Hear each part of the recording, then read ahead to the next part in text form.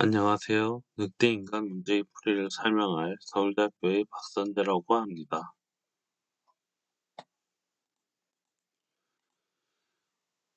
먼저 문제를 본격적으로 풀이하기에 앞서서 문제에 대해서 간단하게 설명을 하도록 하겠습니다. 어떤 연결 그래프 G가 주어지고 이 G는 총 n개의 정점과 m개의 간선으로 이루어져 있습니다. n개의 정점은 0부터 n-1까지 번호가 붙어 있고 총 q개의 질문이 들어오는데 이 q개의 질문 각각은 어떤 정점 S2에 대해서 S를 시작점, E를 도착점으로 하는 어떤 특정 조건을 만족하는 경로가 존재하는지를 묻습니다. 그 특정 조건이란 어떤 정점 X가 존재해서 S에서 X로 가는 경로 상에 있는 정점의 번호는 모두 L 이상이어야 하고 X에서 E로 가는 경로가 존재해서 이 경로상에 있는 모든 정점의 번호는 R 이하여야 한다는 조건입니다. 이때 이 Q개의 질문이 모두 하나씩 들어오는 것이 아니라 한꺼번에 주어졌다가 한꺼번에 답을 하는 구조이기 때문에 오프라인 쿼리를 사용할 수 있고 이를 통해서 문제를 해결하는 데 집중할 것입니다. 이제 본격적으로 문제의 풀이를 설명할 텐데 현재 문제에 있는 서브 태스크에 따라서 문제의 설명을 하도록 하겠습니다. 먼저 서브 태스크 1에 대해서 설명을 하겠습니다. 현재 서브 태스크에서는 n이 100 이하, m이 200 이하, 그리고 q는 100 이하입니다. 먼저 x에 대한 조건을 생각해 보겠습니다. 앞서 x에 대한 조건을 생각하면 x는 L 이상, R 이하라는 조건을 만족해야 함을 알 수 있습니다. 저희가 서브 태스크 1에서 사용할 전략은 이 L 이상, R 이하의 모든 정점을 순회하면서 그 후보에 대해 조건을 만족하는 경로가 존재하는지를 판별하는 것입니다. 편의상 현재 보고 있는 후보를 XI라고 하겠습니다. 즉 S에서 XI로 가는 경로, 그리고 XI에서 E로 가는 경로가 존재하는지 판별하는 것입니다. 물론 S에서 XI로 가는 경로, 그리고 XI에서 E로 가는 경로는 앞서 저희가 문제에서 설명한 조건을 만족하는 경로를 의미합니다. 이때 판별 알고리즘 자체는 DFS나 BFS, 그 유니온 파인더 같은 다양한 알고리즘으로 구현될 수 있습니다.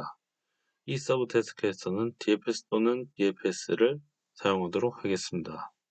이렇게 하면 판별 알고리즘은 비고 n 플러스 m 정도의 시간 복잡도가 필요하고 현재 L 이상 R 이하의 모든 정점을 순회하니까 비고 n개 정도의 후보가 있으며 따라서 각 쿼리당 비고 n 플러스 m의 시간 복잡도에 문제를 해결할 수 있습니다. 따라서 전체 시간 복잡도는 비고 q n 플러스 m이 되며 현재 서브 태스크의 시간을 보면 시간 내에 문제를 해결할 수 있음을 알 수 있습니다. 다음으로 서브 태스크 2에 대해서 문제 해결 방법을 설명하도록 하겠습니다. 서브 태스크 2에서는 n은 3000 이하, m은 6000 이하, q는 다시 3000 이하의 제한을 가지기 때문에 서브 태스크 1에서 쓴 알고리즘으로는 시간 내에 문제를 해결할 수가 없게 됩니다.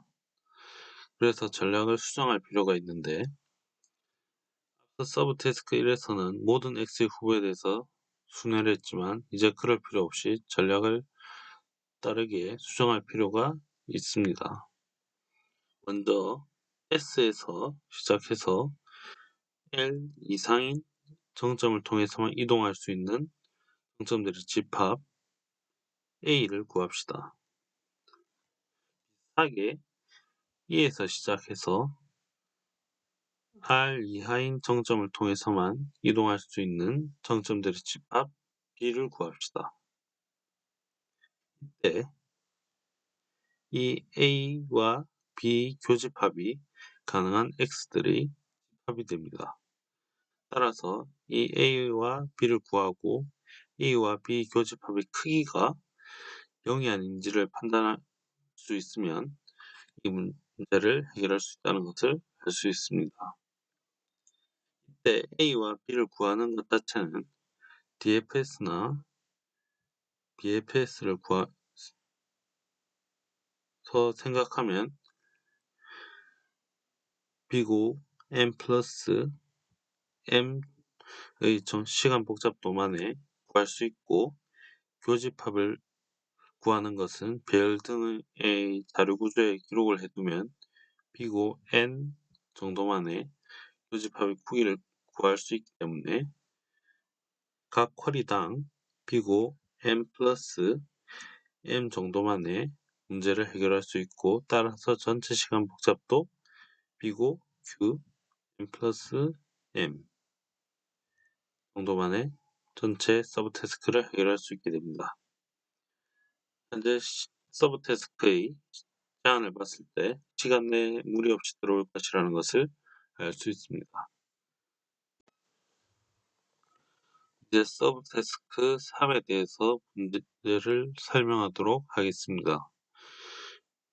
서브 태스크 3의 경우 특이한 형태의 그래프에 대해서 문제를 해결합니다. 그 특이한 형태의 그래프란 이렇게 흔히 직선 형태의 그래프라고 부르는 그래프에서 문제를 해결하는데 저희가 서브 태스크 2에서 사용했던 전략을 생각하면 A와 B를 구하는데 이 A와 B에 속한 정점들을 이 직선 그래프 내에서 표시를 해보면 어떤 특정한 구간을 이룬다는 것을 알 수 있습니다. 따라서 현재 문제의 특성상 오프라인 쿼리 처리가 가능하기 때문에 제가 앞서 언급드린 대로 이 A와 B에 대응되는 구간을 유니온 파인드 등의 방법을 통해서 B고 n 로그 n 정도에 빠르게 구할 수 있습니다. 그리고 실제로 각각의 쿼리에 대해서 어떤 X가 존재하는지에 대한 판별은 이 각각의 쿼리에 대해서 A와 B에 대응하는 구간이 겹치는지 또는 겹치지 않는지를 판별하는 것으로 충분하기 때문에 B고 n 로그 n 정도만의 이 서브 태스크를 해결할 수 있습니다. 이제 앞의 서브 태스크들의 결과를 이용해서 전체 풀 태스크의 풀이를 설명하도록 하겠습니다. 먼저 서브 태스크 3에서 사용했던 유니온 파인드에 대해서 좀 더 생각해 보도록 하겠습니다. 문제의 풀이를 이용해서 할 수 있는 관찰 중 하나는 유니온 파인드를 어떤 이진 트리에 대응하는 것이 가능하다는 것입니다. 이를 좀 더 자세히 설명하면 먼저 유니온 파인드에서 등장할 수 있는 서로 다른 컴포넌트의 개수를 생각해 보겠습니다.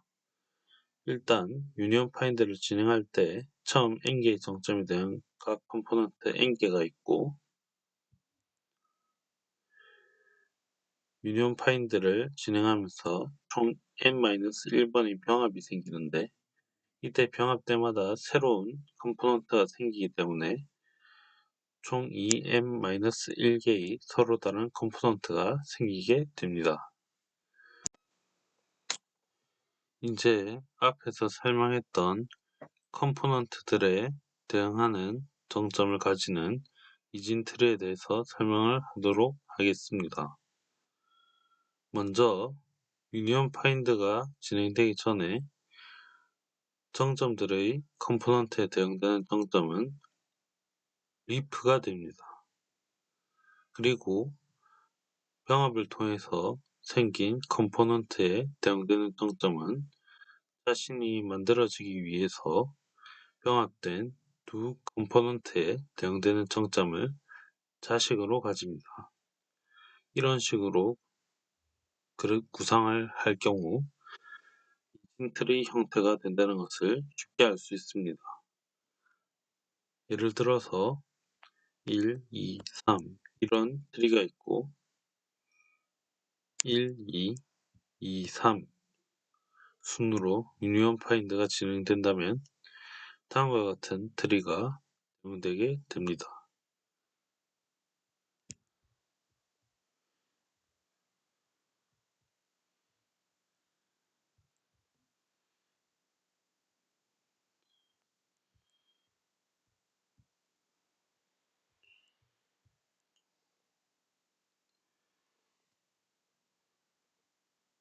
정점 옆에 써놓은 집합이 해당되는 컴포넌트를 표현한 것입니다.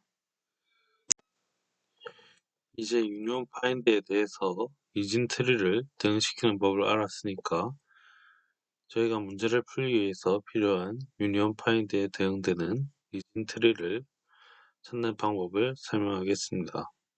먼저 0, 1, 그리고 n-1까지 증가하는 순서대로 정점들을 냈을 때 자신과 연결된 정점 중에서 자신보다 번호가 작은 정점이 있다면 그 정점과 유니온 파인드를 진행했을 때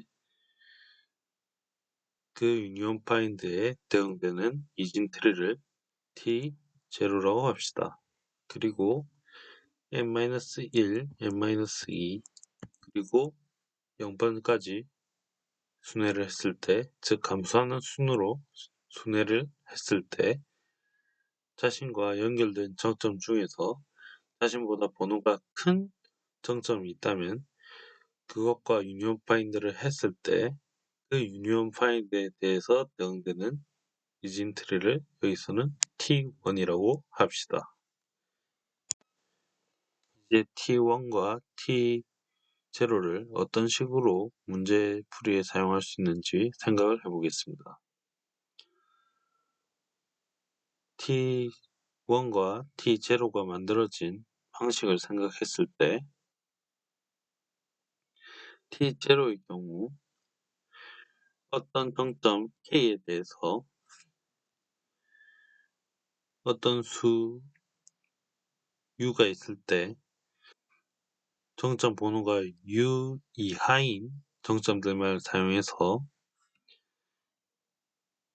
K에서 이동 가능한 정점들의 컴포넌트에 대응되는 정점이 T0상에 존재하게 된다는 것을 알 수 있습니다.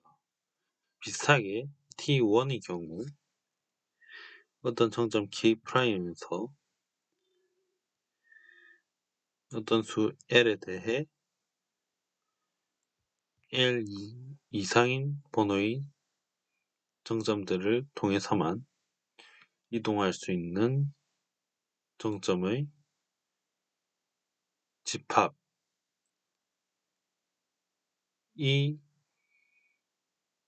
그러니까 그 컴포넌트에 대응되는 정점이 역시 T1에 존재하게 됩니다. 이제 저렇게 각 정점에 대해서 그 정점에 대응하는 컴포넌트가 사실 앞서 서브 태스크에서 문제를 해결하기 위해 사용했던 A 또는 B에 대응하는 컴포넌트가 반드시 존재한다는 얘기이기 때문에 어떤 정점 S에서 L 이상의 번호를 통해서 이동할 수 있는 컴포넌트에 대응되는 정점은 T1에, 그리고 E에서 R 이하인 정점을 이용해서 도달할 수 있는 컴포넌트에 대응되는 정점은 T0에 존재하고, 이때 이 대응되는 정점을 어떤 식으로 활용할지 생각해 보면 트리에서 오일러 투어를 생각할 수 있습니다.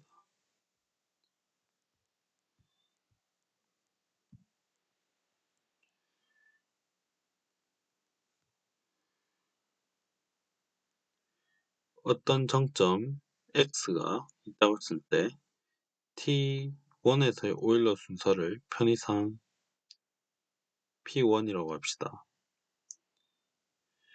이때 편의상 s에서 l 이상인 정점을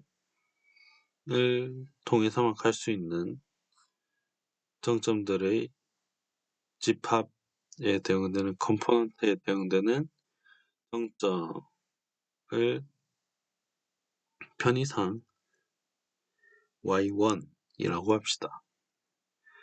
이때 이 y1의 서브트리에 대응하는 오일러 투어의 구간을 생각하면 P1이 그 구간을 A1, B1이라고 했을 때 P1이 A1과 B1 사이에 반드시 들어가야 합니다.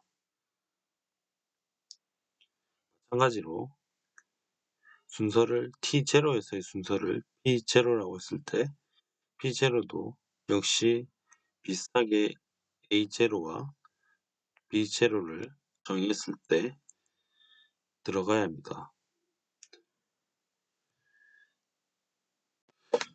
따라서 각 0에서 n-1까지 정점들은 저 T1과 T0에서의 오일러 투어 순서에 대해서 어떤 특정 좌표에 대응되는 식으로 나타낼 수 있고, 각 질문은 앞선 A1, B1, 그리고 A0, B0를 사용해서 나타냈던 것처럼 어떤 특정 직사각형으로 대응해서 나타낼 수 있습니다.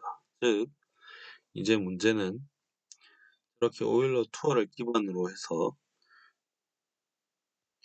문제를 변환했을 때 어떤 직사각형 내에 정점이 하나라도 있는가를 묻는 문제가 되고, 이는 널리 알려져 있다시피 세그먼트 트리와 스위핑 등을 통해서 문제를 해결할 수 있습니다.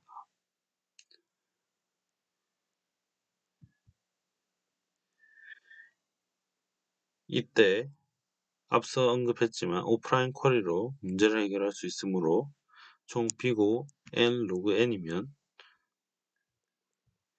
이 변환된 문제를 해결할 수 있고, 이렇게 변환하는 데 걸리는 시간 복잡도도 b고 n 로그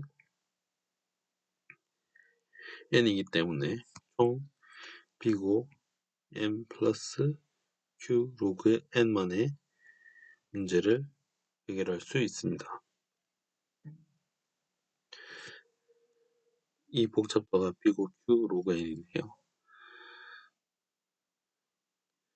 네, 이렇게 전체 풀 태스크를 b고 n 플러스 q 로그 n만에 해결할 수가 있고, 이 방법이 늑대 인간 문제를 해결할 수 있는 풀이입니다. 감사합니다.